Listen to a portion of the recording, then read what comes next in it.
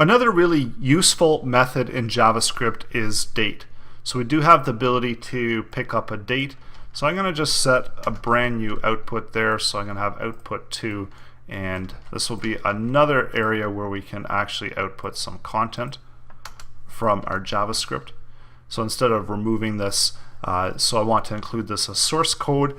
So I'm not going to remove the previous method, the math method that we're looking at, and I'm just going to add in date. So the first thing that we want to do is pick up the date, and this is actually going to get the date from your system time. So I'm going to set brand new variable, my date. So again, you can call that whatever you want, and we're going to be calling a brand new date method. And this is how we set up the date. And let's just try to console log this out and show you what's going to show up within there. So go back out and refresh it.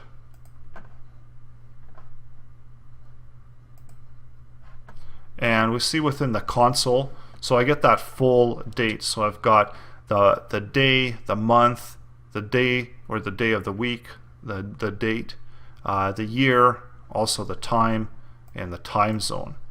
And I can break apart any one of these pieces of the date. So let's say I just wanted to get the date as a number. So I can actually pull that out, and I can use another method to date, and that's get. So we can do get date, which will return the day of the month. So it will return whatever day of the month it is. So right now it's the 12th. So it will return back 12. We can do get day. So this is going to return back the weekday. So a number from 0 to 6.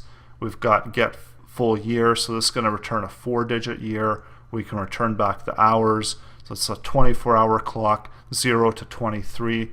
We've got get milliseconds. So this is anywhere from 0 to 1,000 or 999. We've got minutes, 0 to 59. We've got month, 0 to 11. So these are all numeric. Seconds, 0 to 59, and so on. And we can also do get time, get time zone, offset, and so on. So there's a lot of different options here that we can select out. So let's just select get time, because this one's going to return back a little bit more information there. Well, not more information than what we previously looked at. So let's open this up.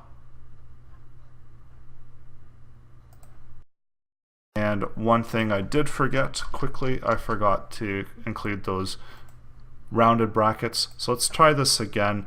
And we see when we get time that we get this long number here. And essentially what this is the amount of milliseconds from January 1st, 1970. And it's also known as a timestamp. And this essentially gives us a count that we can use within milliseconds. So it's always going to be incrementing. So every time I click it, we see that we get an additional set of milliseconds, even more milliseconds, and so on. And so this number is always going to be going up from that initial start date. And this can be used in order to calculate the difference between starting point of the milliseconds and ending point of the milliseconds, and a whole bunch of just different functionality that you can do within your JavaScript. And again, this is based on your system time. So please remember that if you're adjusting your system time, then you're also going to be adjusting what your output here is that's being rendered out within the browser, because the browser itself can look at the system time and pick that up.